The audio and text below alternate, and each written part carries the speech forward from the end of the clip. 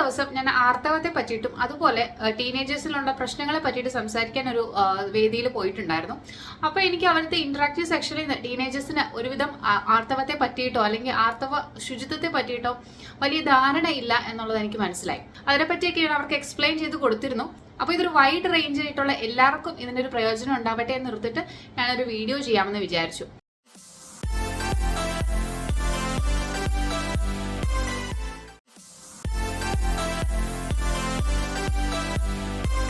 നമുക്ക് ആർത്തവം എന്താണെന്നുള്ളത് അറിയാം അല്ലേ? എല്ലാ മാസവും സ്ത്രീകളുടെ ശരീരത്തിൽ ഓരോ അണ്ഡം ഉൽപ്പാദിപ്പിക്കപ്പെടുന്നുണ്ട്. ഈ അണ്ഡം ഫെർട്ടിലൈസ്, അതായത് ഇത് സ്പേമുമായിട്ട് കൂടിച്ചേരാതിരിക്കുമ്പോഴത്തേക്കും നമ്മുടെ ഈ അണ്ഡം നശിച്ചു പോവുകയും അതോടൊപ്പം തന്നെ ഒരു കുഞ്ഞിനെ റിസീവ് ചെയ്യാൻ വേണ്ടിയിട്ട് തയ്യാറായ നമ്മുടെ യൂട്രസിന്റെ ഇന്നർ വാളും ഇതുപോലെ ഡിസ്ട്രോയ് ആയിട്ട് നമ്മുടെ ബ്ലീഡിംഗ് ആയിട്ട് നമ്മുടെ വജൈനയിലൂടെ പുറത്തോട്ട് വരും. അപ്പോൾ ഇതിനെയാണ് നമ്മൾ മെൻസ്ട്രേഷൻ എന്ന് പറയുന്നത്. ഈ മെൻസ്ട്രേഷൻ നമുക്ക് നോർമലി ഒരു 9 വയസ്സ് തൊട്ട് 14 വയസ്സിന് ഇടയിലാണ് മെൻസ്ട്രേഷൻ നോർമലായിട്ട് വരാറുള്ളത്. ഈ 9 വയസ്സിന് മുന്നേ വന്നാലും 14 വയസ്സ് കഴിഞ്ഞിട്ട് മെൻസ്ട്രേഷൻ ആവുന്നില്ല എന്നുണ്ടെങ്കിലും തീർച്ചയായിട്ടും ഡോക്ടറിനെ കാണേണ്ടത് വളരെ അത്യാവശ്യമാണ്. അതുപോലെ തന്നെ ആർത്തവ സമയത്ത് വളരെയധികം ശുചിത്വത്തോടു കൂടി വേണം നമ്മൾ കാര്യങ്ങൾ ചെയ്യാൻ വേണ്ടിയിട്ട്. എല്ലാ 6 മണിക്കൂർ കൂടുമ്പോഴും പാഡ് മാറ്റേണ്ടത് വളരെ അത്യാവശ്യമാണ്. പക്ഷെ എന്നിരുന്നാലും നമുക്കിപ്പോൾ ഫസ്റ്റ് ഡേ ഒക്കെയാണ്, ഹെവി ഫ്ലോ ഒക്കെ ഉള്ളവരാണെങ്കിൽ 6 മണിക്കൂർ വരെ വെയിറ്റ് ചെയ്യേണ്ട ആവശ്യമില്ല. നമുക്ക് ഓവറായിട്ട് വെറ്റായിട്ട് തോന്നുന്നുണ്ട് അല്ലെങ്കിൽ നമുക്ക് ഓവർ ബ്ലീഡിങ് ഉള്ളതുപോലെ തോന്നുന്നുണ്ടെങ്കിൽ ഒരു 4 അവേഴ്സിൽ അല്ലെങ്കിൽ ഇത് ഫിൽ ആകുമ്പോൾ തന്നെ നമുക്ക് പാഡ് മാറ്റിയിട്ട് വേറെ പാഡ് യൂസ് ചെയ്യേണ്ടത് വളരെ അത്യാവശ്യമാണ്. അതുപോലെ തന്നെ നമ്മളിപ്പം സ്കൂളിലാണെങ്കിലും അല്ലെങ്കിൽ നിങ്ങൾ പുറത്തെവിടെ കോളേജിലാണെങ്കിലും ഒക്കെ ഈ ഒരു സമയത്തിൽ നിങ്ങൾ പാഡ് മാറാൻ വേണ്ടിയിട്ട് ശ്രദ്ധിക്കുക. എല്ലാ മാസം എന്ന് പറയുമെങ്കിലും 21 ദിവസത്തിലൊരിക്കലാണ് നമുക്ക് പീരീഡ്സ് ആവുന്നത്. ഇത് 21 തൊട്ട് 35 ദിവസത്തിനുള്ളിൽ ആവേണ്ടതാണ്. പീരീഡ്സ് ഇറഗുലർ ആണെങ്കിലും ഡോക്ടറെ കാണേണ്ടത് വളരെ അത്യാവശ്യമായിട്ടുള്ള കാര്യമാണ്. അതുപോലെ തന്നെ എപ്പോഴും ബാഗിൽ 1 or 2 സാനിറ്ററി പാഡ് വൃത്തിയായിട്ട് പേപ്പറിൽ പൊതിഞ്ഞ് ഒരു പ്ലാസ്റ്റിക് കവറിലോ മറ്റോ സൂക്ഷിക്കുക. അപ്പോൾ നിങ്ങൾക്ക് എപ്പോഴാണോ ആവശ്യം വരുന്നത് ആ സമയത്ത് ഇത് യൂസ് ചെയ്യാൻ വേണ്ടിയിട്ടാണ്. റീസെൻ്റ് ആയിട്ട് പീരീഡ്സ് ആയ കുട്ടികളുണ്ടാവുമല്ലോ, അതുപോലെ തന്നെ പീരീഡ്സ് തുടക്ക കാലഘട്ടങ്ങളുണ്ടാവുമല്ലോ, അങ്ങനെയുള്ളവർക്കാണ് പ്രത്യേകിച്ച് ഞാൻ ഈ പറയുന്നത്. ഓൾറെഡി പീരീഡ്സ് ആയവർക്ക് ഇത്രയും വർഷത്തെ മാനേജ്മെന്റിലോ ഏകദേശം എങ്ങനെയാണ് കാര്യങ്ങളൊക്കെ എന്നുള്ളത് ഒരു ധാരണ ഉണ്ടായിരിക്കും. പക്ഷെ എന്നിരുന്നാലും ഇത് ആർക്കെങ്കിലും പ്രയോജനമാകുമെന്ന് നിങ്ങൾക്ക് തോന്നുവാണെങ്കിൽ അവർക്ക് തീർച്ചയായിട്ടും ഈ വീഡിയോ ഷെയർ ചെയ്യാൻ വേണ്ടിയിട്ട് മറക്കരുത്. അപ്പോൾ ഈ ആർത്തവ കാലത്തിൽ നമ്മൾ ഏറ്റവും കൂടുതൽ ബുദ്ധിമുട്ട് അനുഭവിക്കുന്നത് വയറുവേദന, ചിലർക്ക് ഛർദ്ദിൽ, ക്ഷീണം, തലകറക്കം ഒക്കെ ഇതുമായിട്ട് ബന്ധപ്പെട്ട് വരാറുണ്ട്. ഇനി ഓവറായിട്ട് നിങ്ങൾക്ക് സഹിക്കാൻ പറ്റാത്ത രീതിയിലുള്ള വേദന ഉണ്ടെങ്കിൽ സേഫ് ആയിട്ടുള്ള ഒരുപാട് മരുന്നുകൾ അവൈലബിൾ ആണ്. അപ്പോൾ അങ്ങനത്തെ മരുന്നുകളൊക്കെ കഴിക്കാൻ വേണ്ടിയിട്ട് മടി വിചാരിക്കരുത്. പണ്ടത്തെ ഒരു ജനറേഷൻ പീരീഡ്സിന്റെ ടൈമിൽ യാതൊരുവിധ മരുന്നുകൾ കഴിക്കാൻ കുട്ടികളെ അനുവദിച്ചിരുന്നില്ല. അങ്ങനെ മരുന്ന് കഴിക്കാതിരിക്കുന്നതിൽ കാര്യമില്ല. നമുക്ക് അസഹനീയമായ വേദന, ബുദ്ധിമുട്ടൊക്കെ ഉണ്ടെങ്കിൽ ഇപ്പോൾ എക്സാംസ് ഒക്കെ ആണെങ്കിൽ നമ്മൾ തീർച്ചയായിട്ടും മരുന്ന് കഴിക്കുന്നതുകൊണ്ട് യാതൊരുവിധ പ്രശ്നങ്ങളുമില്ല.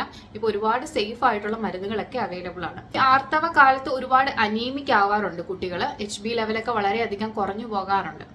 ഹീമോഗ്ലോബിന്റെ ലെവൽ കുറയുമ്പോൾ കുട്ടികൾ വിളർച്ച, അതുപോലെ ക്ഷീണം, തളർച്ചയൊക്കെ കാണിക്കാറുണ്ട്. അപ്പോൾ ഇങ്ങനെ എന്തെങ്കിലും ലക്ഷണങ്ങൾ കുട്ടി കാണിക്കുന്നുണ്ടെങ്കിൽ തീർച്ചയായിട്ടും പേരൻസ് കുട്ടീനെ HB ലെവലൊക്കെ ചെക്ക് ചെയ്തിട്ട് അയൺ സപ്ലിമെന്റ്സ് ഒക്കെ എടുക്കണം എന്നുണ്ടെങ്കിൽ തീർച്ചയായിട്ടും അങ്ങനെ ട്രീറ്റ്മെന്റിലേക്ക് പോകേണ്ടത് അത്യാവശ്യമാണ്. ഇനി കുട്ടികളിൽ നമ്മൾ ഈ സമയത്ത് പ്രത്യേകിച്ച് ചില കസ്റ്റമിൽ പറയാറുണ്ട് ഇത്ര ദിവസം കുളിക്കാൻ പാടില്ല എന്നൊക്കെ പറയാറുണ്ട്. പക്ഷെ അത് വളരെ മോശമായ ഒരു ഹാബിറ്റാണ്. നമ്മൾ ദിവസവും കുളിക്കുക, പറ്റുമെങ്കിൽ 2 നേരം കുളിക്കാൻ വേണ്ടിയിട്ട് ശ്രദ്ധിക്കുക. അങ്ങനെ 2 നേരം കുളിക്കാൻ വേണ്ടി ശ്രദ്ധിക്കുന്നത് വളരെ നല്ലതായിരിക്കും. അത് കുറച്ചുകൂടി നമ്മുടെ ഹൈജീൻ പ്രോപ്പറായിട്ട് മെയിൻറ്റെയിൻ ചെയ്യാൻ കുട്ടികളെ ഹെൽപ്പ് ചെയ്യും. പ്രത്യേകം ശ്രദ്ധിക്കേണ്ട ഒരു കാര്യം, അടിവസ്ത്രം നനഞ്ഞാലോ അതുപോലെ ബ്ലഡ് പറ്റിയാലോ ഒക്കെ അത് നല്ല രീതിയിൽ സോപ്പ് ഉപയോഗിച്ച് കഴുകി വെയിലത്ത് തന്നെ ഉണക്കാൻ വേണ്ടി ശ്രദ്ധിക്കുക. വെയിലത്ത് തന്നെ ഉണക്കണമെന്ന് ഞാൻ പറയാൻ കാരണം അതിനകത്ത് ചില ബാക്ടീരിയകളും ഇൻഫെക്ഷൻസ് ഒക്കെ നമ്മൾ വരാതിരിക്കാൻ വേണ്ടിയിട്ട് നമ്മളെ അത് സഹായിക്കും, ഈ വെയിലത്തിട്ട് നമ്മൾ തുണി ഉണക്കുന്നത്. അതുപോലെ തന്നെ സോപ്പ് ഉപയോഗിച്ച് വൃത്തിയായിട്ട് കഴുകാൻ വേണ്ടി ശ്രദ്ധിക്കുക. ഇനി രക്തക്കറ പോകുന്നില്ല എന്നുണ്ടെങ്കിൽ ഹൈഡ്രജൻ പെറോക്സൈഡ് പോലുള്ള സൊല്യൂഷൻസ് നമുക്ക് യൂസ് ചെയ്യാവുന്നതാണ്.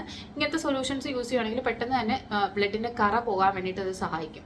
അത് കഴിഞ്ഞിട്ട് നമുക്ക് സോപ്പ് വെച്ച് നന്നായിട്ട് വാഷ് ചെയ്ത് ഇതുപോലെ വെയിലത്തിട്ട് ഉണക്കി യൂസ് ചെയ്യാം. വെറ്റായിട്ടുള്ള അണ്ടർ ഗാർമെന്റ്സ് ഒരിക്കലും യൂസ് ചെയ്യരുത്. ഇങ്ങനെ യൂസ് ചെയ്യുന്നത് നമുക്ക് വെജൈനയിൽ പൂപ്പൽ ബാധയൊക്കെ വരാൻ വേണ്ടി കാരണമാകും. അതുപോലെ തന്നെ നിങ്ങൾക്ക് അതുപോലെ ഗുഹ്യസ്ഥാനത്ത് ചൊറിച്ചിലോ ഒക്കെ ഉണ്ടെങ്കിൽ തീർച്ചയായിട്ടും ഡോക്ടറിനെ കണ്ടിട്ട് അതിന് വേണ്ടിയിട്ട് ട്രീറ്റ്മെന്റ് എടുക്കാൻ വേണ്ടി ശ്രദ്ധിക്കുക. ഇത് അങ്ങനെ ഒരുപാട് ദീർഘകാലം നീണ്ടു നിൽക്കുന്ന പൂപ്പൽ ബാധ ശരീരത്തിന്റെ മറ്റു ഭാഗങ്ങളെയൊക്കെ ബാധിക്കാൻ വേണ്ടിയിട്ട് കാരണമാവാറുണ്ട്. അപ്പോൾ അതുകൊണ്ട് തീർച്ചയായിട്ടും ഇതുപോലെ ചൊറിച്ചിലോ അല്ലെങ്കിൽ എന്തെങ്കിലും അവിടെ ബുദ്ധിമുട്ടുണ്ടെങ്കിൽ തീർച്ചയായിട്ടും ഡോക്ടറിനെ കാണാൻ വേണ്ടി ഒരു മടിയും വിചാരിക്കരുത്. ഇപ്പൊ എല്ലാവരും സാനിറ്ററി പാഡുകളാണ് യൂസ് ചെയ്യുന്നത്. പക്ഷെ എന്നാലും കുറെ പേര് തുണികൾ ഉപയോഗിക്കുന്നവരുണ്ട്. അപ്പൊ ഈ തുണികൾ ഉപയോഗിക്കുന്ന ഉപയോഗിക്കുന്നവർ തീർച്ചയായിട്ടും പാഡിലോട്ട് മാറുന്നത് തന്നെയാണ് എപ്പോഴും ഹെൽത്തി ആയിട്ടുള്ള കാര്യം. തുണികളാണ് ഉപയോഗിക്കുന്നതെന്നുണ്ടെങ്കിൽ നല്ല രീതിയിൽ വാഷ് ചെയ്തിട്ട് വെയിലത്തിട്ട് ഉണക്കാൻ വേണ്ടി ശ്രദ്ധിക്കുക. അതുപോലെ തന്നെ ഈ സെറ്റ് ഓഫ് ക്ലോത്ത് ഇടയ്ക്കിടയ്ക്ക് മാറ്റുക. ഇപ്പം 7 ദിവസം ഉപയോഗിക്കുന്ന ക്ലോത്തുകൾ വർഷങ്ങളോളം ഉപയോഗിക്കാതെ കുറച്ച് ഇതൊക്കെ നാൾ ഉപയോഗിച്ച് കഴിഞ്ഞിട്ട് അത് മാറ്റി പുതിയ സെറ്റ് എടുക്കാൻ വേണ്ടിയിട്ട് ശ്രദ്ധിക്കുക. അതുപോലെ മെൻസ്ട്രൽ കപ്പ് ഈ ടീനേജേഴ്സിന് കുറച്ച് പാടായിരിക്കും യൂസ് ചെയ്യാൻ. ഇനി നിങ്ങളിത് യൂസ് ചെയ്യുന്നുണ്ടെങ്കിൽ നല്ല രീതിയിൽ സ്റ്റെറിലൈസ് ചെയ്തതിന് ശേഷം മാത്രം യൂസ് ചെയ്യാൻ വേണ്ടിയിട്ട് ശ്രദ്ധിക്കുക. ഇത് നിങ്ങൾക്ക് ഇൻഫെക്ഷൻ വരുന്നതൊക്കെ പ്രിവെന്റ് ചെയ്യാൻ വേണ്ടിയിട്ട് സഹായിക്കും. അതുപോലെ തന്നെ പാഡ് ഞാൻ ഈ പറഞ്ഞ പോലെ എപ്പോഴും പ്രിപ്പയർഡ് ആയിരിക്കുക. നമുക്ക് പീരീഡ്സ് ആയി തുടങ്ങിക്കഴിഞ്ഞാൽ നമുക്ക് എല്ലാ മാസവും പീരീഡ്സ് വരും. അപ്പോൾ അതുകൊണ്ട് തന്നെ എപ്പോഴും ബാഗിൽ ഒരു പാഡ് എപ്പോഴും വെക്കുന്നത് നമുക്ക് ആ ഒരു ടെൻഷൻ അവോയ്ഡ് ചെയ്യാൻ വേണ്ടിയിട്ട് നമ്മളെ ഹെൽപ്പ് ചെയ്യും. അതുപോലെ തന്നെ പാഡ് വാങ്ങുമ്പോൾ കുറച്ച് ലോങ് ആയിട്ടുള്ള നല്ല നീളമുള്ള പാഡുകൾ വാങ്ങിക്കുന്നത് ലീക്ക് കുറയ്ക്കാൻ വേണ്ടി ഹെൽപ്പ് ചെയ്യും. അതുപോലെ തന്നെ വിങ്സ് ഉള്ള പാഡുകൾ വാങ്ങിക്കുവാണെങ്കിൽ ഇതുപോലെ പാൻറ്റീസിൻ്റെ അടിയിൽ നമുക്ക് ഒട്ടിച്ച് വെക്കാൻ പറ്റും.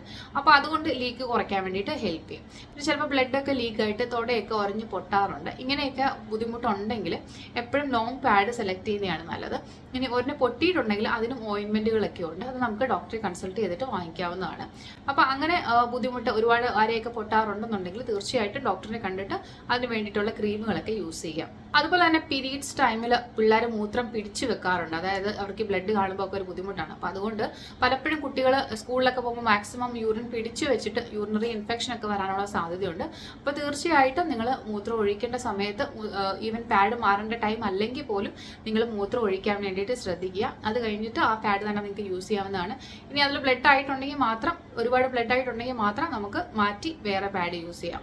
വി വാഷ് പോലുള്ള ഒരുപാട് വെജൈനൽ വാഷുകളൊക്കെ അവൈലബിൾ ആണ്.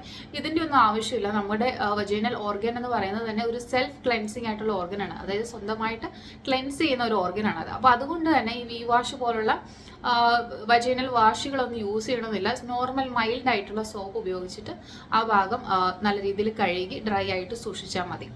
മൂത്രം ഒഴിച്ചു കഴിഞ്ഞാൽ മൂത്രമൊഴിച്ച ഭാഗങ്ങൾ വൃത്തിയായിട്ട് കഴുകാൻ വേണ്ടി ശ്രദ്ധിക്കുക. ഇത് നിങ്ങൾക്ക് ഇൻഫെക്ഷൻസ് വരാതിരിക്കാൻ വേണ്ടി സഹായിക്കും. അതുപോലെ തന്നെ പീരീഡ്സ് ടൈമിൽ ഇതുപോലെ മൂത്രം ഒഴിച്ചു കഴിഞ്ഞാൽ നല്ല രീതിയിൽ ആ ഭാഗം വാഷ് ചെയ്യാൻ വേണ്ടി ശ്രദ്ധിക്കുക. അതുപോലെ തന്നെ ഫ്രണ്ടിൽ നിന്ന് ബാക്കിലോട്ട് വാഷ് ചെയ്യുന്നതാണ് എപ്പോഴും നല്ലത്. ബാക്കിൽ നിന്ന് ഫ്രണ്ടിലോട്ട് വാഷ് ചെയ്യുമ്പോൾ ഇൻഫെക്ഷൻസ് വരാനുള്ള ചാൻസ് കൂടുതലാണ്. അപ്പോൾ ഇത് എപ്പോഴും ഫ്രണ്ട് വാഷ് ചെയ്തതിന് ശേഷം ബാക്കിലോട്ട് വാഷ് ചെയ്യുന്നതായിരിക്കും നല്ലത്. ഈ പീരീഡിന് യൂസ് ചെയ്ത പാഡ് പലരും ടോയ്ലറ്റിലിട്ട് ഫ്ലഷ് ചെയ്യാറുണ്ട്. ഇതൊരിക്കലും ചെയ്യരുത്. അത് ടോയ്ലറ്റ് ബ്ലോക്ക് ആക്കാനും ഇത് മറ്റൊരു മനുഷ്യൻ വേണം ഇത് വന്ന് ക്ലീൻ ചെയ്യാൻ എന്നുള്ള ഒരു ബോധം നമുക്ക് വേണം. അപ്പോൾ അതുകൊണ്ട് ഇതുപോലുള്ള അൺഹൈജീനിക് ആയിട്ടുള്ള കാര്യങ്ങൾ ചെയ്യരുത്. നമ്മുടെ പീരീഡ്സ് നമ്മുടെ ഉത്തരവാദിത്തമാണ്. അപ്പോൾ അതുകൊണ്ട് നമ്മുടെ പാഡ് ഡിസ്പോസ് ചെയ്യേണ്ടത് നമ്മുടെ കടമയാണ്. അപ്പോൾ നമ്മളത് ക്ലെവറായിട്ട് എങ്ങനെയാണ് നമ്മുടെ പാഡ് മറ്റൊരു മനുഷ്യനെ കൊണ്ട് എടുപ്പിക്കാതെ എങ്ങനെ നമുക്കത് പ്രോപ്പറായിട്ട് ഡിസ്പോസ് ചെയ്യാം എന്നുള്ളത് നമ്മൾ തന്നെ ഡിസൈഡ് ചെയ്യുക. അതുപോലെ തന്നെ ചില പബ്ലിക് ടോയ്ലറ്റുകളിലൊക്കെ ചിലപ്പോൾ ഈ പാഡൊക്കെ വലിച്ചു പറിച്ചിട്ടിട്ടുണ്ടായിരിക്കും. അപ്പോൾ അങ്ങനെ ഒന്നും ചെയ്യരുത്. നിങ്ങൾ യൂസ് ചെയ്ത പാഡാണെങ്കിൽ പോലും നിങ്ങൾ നല്ല രീതിയിൽ ഒരു പേപ്പറിൽ പൊതിഞ്ഞ് അതായത് ഡസ്റ്റ്ബിന്നുകളിൽ ഉപേക്ഷിക്കാൻ വേണ്ടിയിട്ട് ശ്രദ്ധിക്കുക. ഇങ്ങനെ ചെയ്യുന്നത് ബാക്കിയുള്ളവർക്ക് ഒരു അസൗകര്യം ഒഴിവാക്കാനും പ്രോപ്പറായിട്ട് ഈ വേസ്റ്റ് മാനേജ്മെന്റ് നടക്കാനും സഹായിക്കും. ഇനി നിങ്ങൾ സ്കൂളിലൊക്കെ പോവുകയാണെങ്കിൽ സ്കൂളിൽ ഇത് കളയാൻ വേണ്ടിയിട്ട് പ്രത്യേക ഏരിയ ഉണ്ടാവും. അപ്പോൾ അവിടെ തന്നെ ഈ വേസ്റ്റ് നിക്ഷേപിക്കാൻ വേണ്ടിയിട്ട് പ്രത്യേകം ശ്രദ്ധിക്കുക. ഇനി പാഡ് നിങ്ങൾക്ക് കളയാൻ കഴിയാത്ത ഒരു സാഹചര്യമാണെന്നിരിക്കട്ടെ. അങ്ങനെയുള്ള സാഹചര്യത്തിൽ നിങ്ങൾ നല്ലൊരു വൃത്തിയുള്ള പേപ്പറിലോ ന്യൂസ് പേപ്പറിലോ നിങ്ങൾക്ക് കയ്യിൽ കിട്ടുന്ന ഇനി ബുക്കിലുള്ള പേപ്പർ ആണെങ്കിൽ ഏതെങ്കിലും ഒരു പേപ്പറിൽ വൃത്തിയായിട്ട് ഇത് പൊതിഞ്ഞ് ബാഗിൻ്റെ ഏതെങ്കിലും ഒരു ഡ്രോയറിൽ സൂക്ഷിക്കുക. വീട്ടിലെത്തിയിട്ട് നിങ്ങളിത് ഡിസ്പോസ് ചെയ്യുക. അപ്പോൾ അതുകൊണ്ട് അത് തീർച്ചയായിട്ടും ശ്രദ്ധിക്കുക. ടീനേജേഴ്സിന് പൊതുവെ കപ്പ് ഉപയോഗിക്കുന്നതിലും കുറച്ചുകൂടെ ഈസി പാഡ് ഉപയോഗിക്കാനായിരിക്കും. കുറച്ചും കൂടി ഒന്ന് മുതിർന്ന് കഴിയുമ്പോൾ നിങ്ങൾക്ക് നിങ്ങളുടെ കംഫർട്ടബിലിറ്റി അനുസരിച്ചിട്ട് പാഡ് മാറ്റി നിങ്ങൾക്ക് കപ്പ് യൂസ് ചെയ്യാവുന്നതാണ്. പീരീഡ്സ് ടൈമിൽ നല്ല രീതിയിൽ ശുചിത്വം മെയിൻറ്റെയിൻ ചെയ്തില്ലെങ്കിൽ നിങ്ങൾക്ക് ഈ 4 ഇൻഫെക്ഷൻസ് വരാൻ ചാൻസ് ഉണ്ട്. നമ്പർ 1, ഈ ടാമ്പോൺസ് ഒക്കെ യൂസ് ചെയ്യുന്നവർക്ക് ജനറലായിട്ടുള്ള വലിയ ഇൻഫെക്ഷനുകളൊക്കെ വന്നിട്ട് മരണകാരണം വരെയൊക്കെ സംഭവിക്കാറുണ്ട്. നമ്പർ 2, വെജൈനൽ ഇൻഫെക്ഷൻസ് വരാനുള്ള സാധ്യതയുണ്ട്. അതായത് നിങ്ങൾക്ക് ഗുഹ്യഭാഗത്ത് പലതരത്തിലുള്ള ഇൻഫെക്ഷൻസുകൾ വരാൻ സാധ്യതയുണ്ട്. Number 3, urinary tract infection. Urinary tract infection വളരെ കോമൺ ആണ് ഗേൾസിൽ. ബോയ്സിനെ വെച്ച് കമ്പയർ ചെയ്യുമ്പോൾ യൂറിനറി ട്രാക്ട് ഇൻഫെക്ഷൻ ഗേൾസിലാണ് കൂടുതൽ. അപ്പോൾ അതുകൊണ്ട് തീർച്ചയായിട്ടും നിങ്ങൾ യൂറിനറി ട്രാക്ട് ഇൻഫെക്ഷൻ വരാതിരിക്കാൻ വേണ്ടിയിട്ടൊക്കെ ഈ പീരീഡ്സിൻ്റെ ടൈമിൽ നല്ല രീതിയിൽ ഹൈജീൻ മെയിൻറ്റെയിൻ ചെയ്യേണ്ട അത്യാവശ്യമാണ്. നമ്പർ 4, HPV റിലേറ്റഡ് ആയിട്ടുള്ള സെർവിക്കൽ ക്യാൻസറുകൾ. ഇത് സെർവിക്കൽ മാത്രമല്ല, നമുക്ക് ഓറലിലും HPV റിലേറ്റഡ് ആയിട്ടുള്ള ക്യാൻസറുകൾ വരാറുണ്ട്. അതായത് വായിലും വരാറുണ്ട്. അതിനെ പറ്റിയിട്ട് ഒരു ഡീറ്റെയിൽഡ് വീഡിയോ ഞാൻ ചെയ്തിട്ടുണ്ടായിരുന്നു. അപ്പോൾ വീഡിയോ കാണാത്തുണ്ടെങ്കിൽ തീർച്ചയായിട്ടും പോയിട്ട് വീഡിയോ കാണുക. വീഡിയോ ഞാൻ ഇതിനകത്ത് ടാഗ് ചെയ്തേക്കാം. അപ്പോൾ HPV റിലേറ്റഡ് ആയിട്ടുള്ള ഗർഭമുഖ ക്യാൻസറുകൾ വരാൻ വേണ്ടിയിട്ട് കാരണമാകും നമ്മൾ പ്രോപ്പറായിട്ട് ഹൈജീൻ മെയിൻറ്റെയിൻ ചെയ്തില്ല എന്നുണ്ടെങ്കിൽ. ഇത് നമ്മുടെ ജീവന് തന്നെ വളരെ വലിയ രീതിയിൽ ഹാനികരമാണ്. അപ്പോൾ അതുകൊണ്ട് തീർച്ചയായിട്ടും നിങ്ങൾ മെൻസ്ട്രൽ ടൈമിൽ ഹൈജീൻ മെയിൻറ്റെയിൻ ചെയ്യുന്ന കാര്യത്തിൽ ഒരു കോംപ്രമൈസും വിചാരിക്കരുത്. പാഡ് മാറേണ്ട ടൈമിൽ കൃത്യമായിട്ട് മാറുക. ഈ 6 മണിക്കൂർ എന്നുള്ള ഒരു പ്രോപ്പർ കണക്കാണെങ്കിലും നിങ്ങൾക്ക് എപ്പോഴാണോ അത് ഫില്ലായതായിട്ട് തോന്നുന്നത് അപ്പോൾ തന്നെ പാഡ് മാറാൻ വേണ്ടിയിട്ട് ശ്രദ്ധിക്കുക. HPV റിലേറ്റഡ് ആയിട്ടുള്ള ക്യാൻസറുകൾ വരാതിരിക്കാൻ വേണ്ടിയിട്ട് HPV വാക്സിൻസ് നമുക്ക് അവൈലബിൾ ആണ്. അത് ഈ ടീനേജിലാണ് എടുക്കേണ്ടത്. അപ്പോൾ തീർച്ചയായിട്ടും നിങ്ങൾ പാരൻസിനോട് പറഞ്ഞിട്ട് HPV വാക്സിൻ എടുക്കാൻ വേണ്ടിയിട്ട് ശ്രദ്ധിക്കുക. അപ്പോൾ തീർച്ചയായിട്ടും ഈ വീഡിയോ നിങ്ങൾക്ക് യൂസ്ഫുൾ ആയെന്ന് ഞാൻ വിചാരിക്കുന്നു. ടീനേജേഴ്സ് ഉള്ള നിങ്ങളുടെ ഫ്രണ്ട്സിനും ഫാമിലിക്കും ഈ വീഡിയോ ഷെയർ ചെയ്യാൻ വേണ്ടി മറക്കരുത്. അതുപോലെ തന്നെ നിങ്ങളുടെ കുട്ടികളെ തീർച്ചയായിട്ടും ഈ വീഡിയോ കാണിച്ചിരിക്കുക. ഇതുപോലെ ഇൻട്രസ്റ്റിംഗ് ആയിട്ടുള്ള വീഡിയോസ് കാണണമെന്നുണ്ടെങ്കിൽ എൻ്റെ യൂട്യൂബ് ചാനൽ സബ്സ്ക്രൈബ് ചെയ്യുക. അതുപോലെ തന്നെ എന്നെ ഇൻസ്റ്റാഗ്രാമിൽ ഫോളോ ചെയ്യുക. എന്തെങ്കിലും ടോപ്പിക്കുകളെ പറ്റി നിങ്ങൾക്ക് അറിയണം എന്നുണ്ടെങ്കിലും അത് കമന്റ് ബോക്സിൽ കമന്റ് ചെയ്യാവുന്നതാണ്. അതിനെ പറ്റിയിട്ട് ഡീറ്റെയിൽഡ് ആയിട്ട് വീഡിയോ ഞാൻ വേറെ ചെയ്യുന്നതായിരിക്കും. Thank you for watching my video. Thank you.